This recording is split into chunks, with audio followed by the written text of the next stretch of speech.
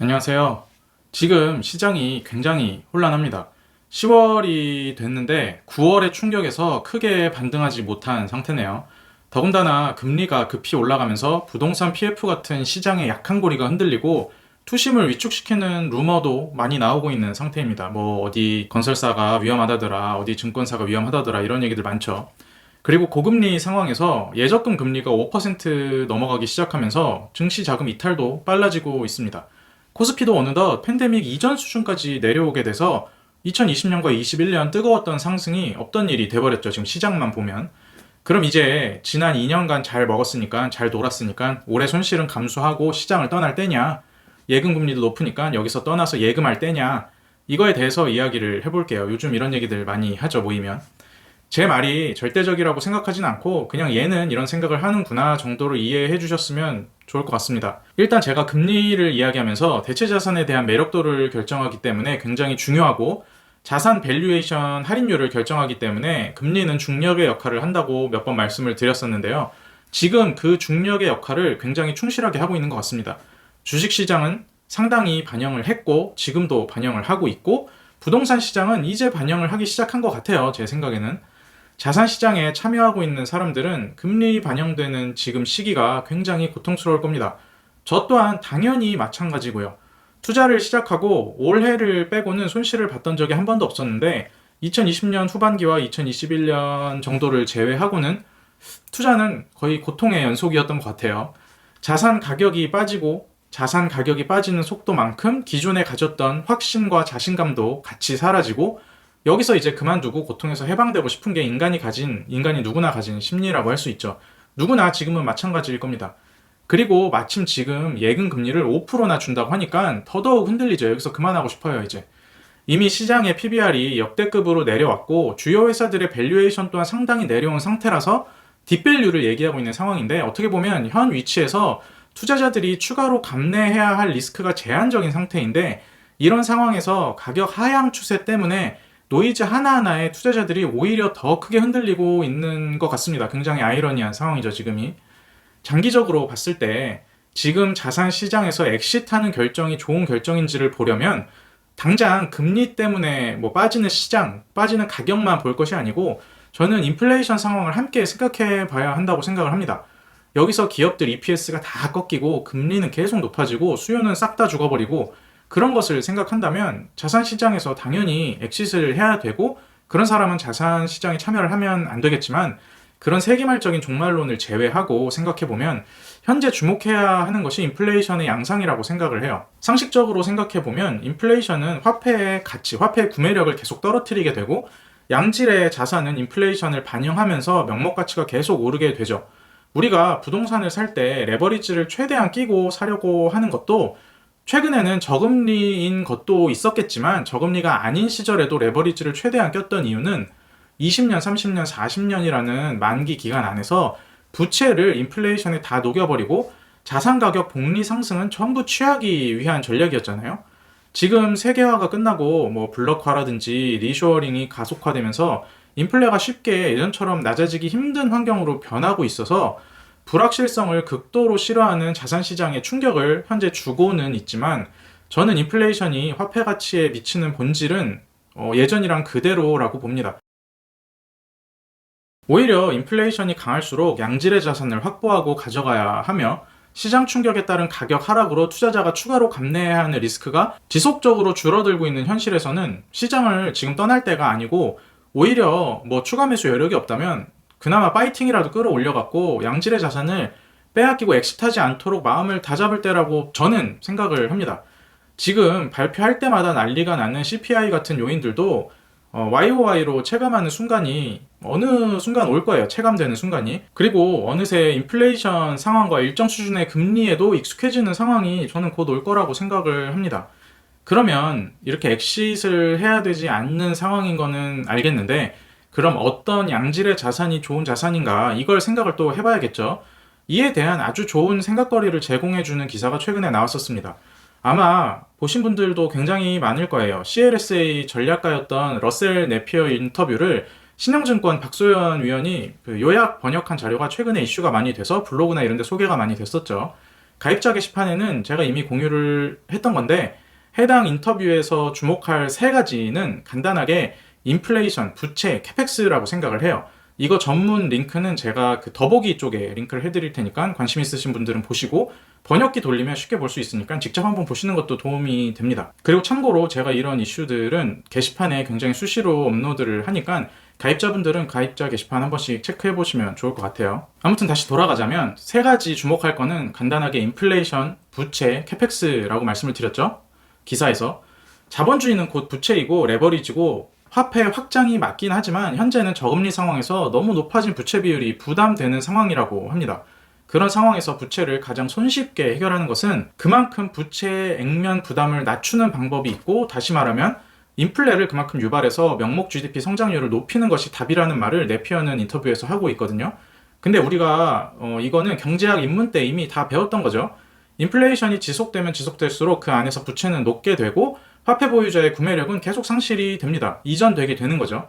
더군다나 공급 측에 의한 인플레이션이 지속되고 있는 현실에서 세계화보다는 블록화가 진행되고 있고, 반도체나 2차 전지 같은 주요 제품에 대한 생산 또한 싼 가격을 중심으로 하기보다는 리쇼어링, 즉 자국이나 우방 체인 안에 생산 기반을 확충하는 움직임이 계속 나오고 있기 때문에 이런 인플레이션은 어느 정도 지속될 것이고, 각국의 정부 또한 부채 문제로 이런 상황을 유도할 것이라는 게 네피어의 요약된 말이에요.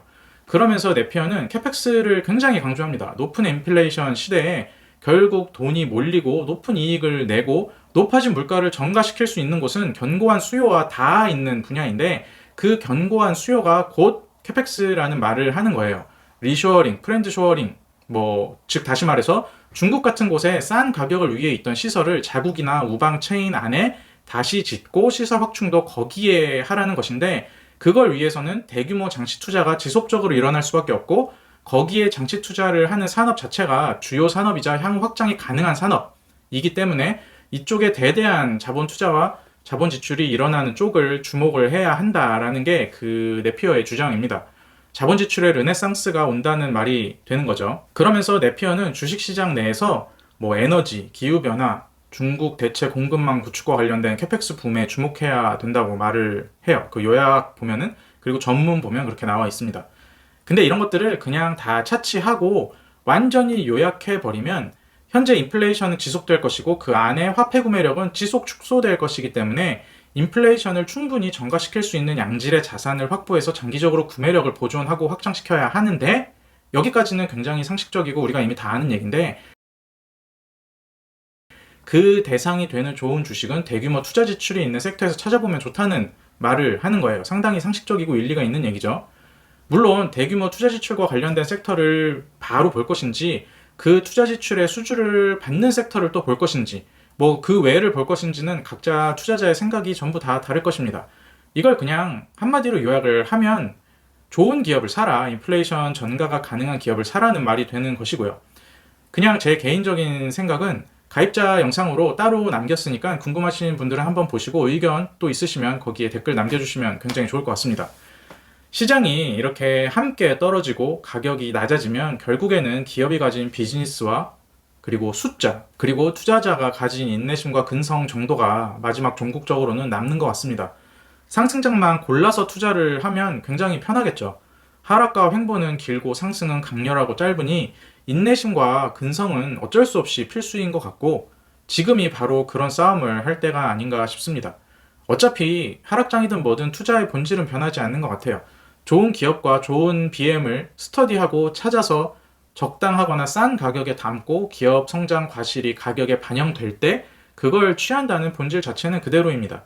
2019년과 2020년에 제가 유튜브를 찍으면서 확신의 크기만큼 인내할 수 있다는 말을 굉장히 많이 했는데, 지금 또 다시 꺼내게 되네요. 본인이 가진 확신을 시험할 가장 좋은 시기인 것 같습니다. 하락장을 뚫어낸 경험과 뚫어내면서 했던 생각들이 쌓일수록 단단한 투자자가 될 것이라고 생각을 해요. 그러면서 성과가 나고 조금 더 좋은 투자가 가능해지는 것이죠. 이런 거는 투자 금액이랑 상관이 없다고 생각을 해요. 나는 투자 금액이 작으니까 조금 도망갔다 와도 되겠지. 혹은 저 사람은 투자 금액이 크니까 저런 말을 하겠지 이런 게 아니라 다 공통적인 거라고 생각을 합니다. 투자 금액 자체는 그 사람이 가진 실력과도 중요하게 연결이 되겠지만 운이라든지 뭐 여러 가지 현금 흐름이라든지 부차적인 요소와도 굉장히 연관이 많이 되기 때문에 저는 그런 외형 같은 것도 중요하지만 그것보다는 본질을 더 생각하는 마인드가 더 중요하다고 생각을 해요. 오늘 뭐 말이 조금 길었지만 저는 오히려 지금이 도망갈 때가 아니고 예금에 현금을 몽창 옮길 시기가 아니고 조금 더 주식시장에 근접해서 가까이 볼 시기라고 생각은 하거든요. 우리 눈앞에 닥친 인플레이션이라는 화폐 구매력 하락 이슈를 상쇄하는 가장 좋은 길은 투자라고 여전히 생각을 하고 있습니다. 제 생각이 그렇다는 것이었고요. 투자는 각자의 선택과 각자의 길로 각자 판단을 해서 각자 책임을 지게 되는 것이겠죠. 참고 정도로 해주셨으면 저는 고마울 것 같습니다. 근데 마지막으로 하나 드릴 말씀은 이런 자산 시장에서 현재 우리나라 시장이 겪고 있는 특수성이 있는데 그게 뭐냐면 양도세 문제예요. 수익과 소득이 있는 곳에 세금이 있어야 한다는 거는 저는 거기에 대해서는 당연히 동의를 합니다. 그거 자체를 부정하지는 않아요. 양도세 자체를 부정하지는 않는데 현재 우리 시장은 개인 투자자 대상으로 양도세를 거둘 수 있을 정도로 시스템이나 뭐 그런 것들이 공정성이 갖춰진 시장은 아니라고 생각을 합니다. 당장 현행법상 불법인 무차익 공매도 문제조차 해결하지 못하는 상황이 그렇고 낮은 주주 환원 문제랑 물적 분할에 이은 문어발식 자회사 IPO를 통해 기존 주주 돈을 강탈하는 문제도 굉장히 비일비재했었고 대주주 인식 문제는 사실 말할 것도 없죠. 두말하면 입이 아플 정도입니다. 어떤 분은 연간 5천만 원 이상 버는 사람이 많지 않으니 이걸 놓고 유예하는 건 부자 감세라고 하는데 이거는 정치 발언이 아니고 상식적으로 놓고 생각해도 이미 약점이 많은 시장에 세금이라는 약점이 더해지면서 큰 자금을 가진 사람들이 시장에서 이탈하면 남은 시장은 과연 무탈할 수 있을까 생각해보면 전 부자 감세 프레임은 맞지 않다고 보거든요. 그리고 심지어 지금 양도세는 일단 세금을 걷어놓고 나중에 환급해주는 구조잖아요. 원천징수 구조이기 때문에 복리에도 굉장히 지장이 있는 구조입니다. 가뜩이나 국가의 부가 부동산에 몽창 쏠린 상황에서 이런 것들은 더 문제가 되겠죠. 풀어도 모자랄 마당에. 그리고 5천이라는 비과세 한도도 곧 내려와서 전체 과세 시대가 될 것이고요. 당연하게. 우리나라 시장이 돈이 모이지 않고 빠져나가는 시장이 되지 않길 바라는 마음이 있어서 저는 요즘 기업을 보는 것과 별개로 이거 양도세 이슈를 생각하면 좀 마음이 무겁더라고요. 인플레이션 등을 고려해서 시장에 남아 있어야 하는 것은 맞는데 만약에 양도세 같은 것이 강행돼서 시장 분위기를 좀 해치게 되고 시장의 자금이라든지 이런 것들이 훼손이 된다면 그게 시장에 남아있어야 되는 게 꼭 한국 시장일 필요는 없겠다라는 생각을 하게 됩니다. 반대로 말하자면 양도세 문제를 해결하기 위해서 지금 다들 각자의 위치에서 각자의 생각을 적극적으로 피력을 하는 때가 필요한 것 같고요. 아무튼 시장이 10월에도 어려운데 뭐 쉽지는 않은데 다들 파이팅 하셨으면 좋겠습니다. 시장과 별도로 정말 10월은 날씨도 좋고 정말 아름다운 달이네요. 다들 나가셔서 혹은 뭐 가족과 시간 보내시면서 10월 좀 좋은 시간들 보내셨으면 좋겠습니다. 제가 드릴 말씀이 여기까지였고요. 들어주셔서 감사합니다.